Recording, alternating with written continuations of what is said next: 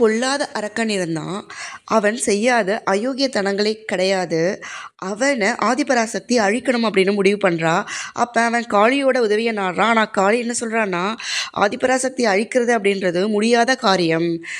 ஆனால் ஒன்று பண்ண, நீ அவள் உன் கண் முன்னாடி தோன்றும் போது அவளை தவறான வாசைகளால் வசைப்பாடு.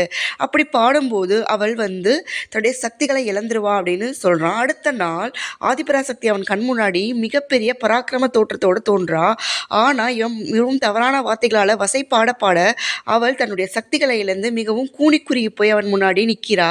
அப்போ சிவன் அவன் அவளை அழிக்க முற்படும் போது சிவன் அவள் முன்னாடி தேவி, நீ ஏன் இப்படி இருக்க? இந்த உலகத்தோட மிகப்பெரிய சக்தியே நீ தான், உன்னை அழிக்க யாராலையும் முடியாது அப்படின்னு மோட்டிவேட் பண்ணுறாரு. உடனே ஆதிபராசக்தி தன்னுடைய முழு உருவத்தையும் எடுத்து அந்த அரக்கனை அழிச்சிடுறா. எப்பவும் உங்களை சுற்றி மோட்டிவேட் பண்ணுற ஆளுங்களை வச்சுக்கோங்க, டீப்ரமோட் பண்ணுற ஆளுங்க உங்களை அழிச்சிருவாங்க.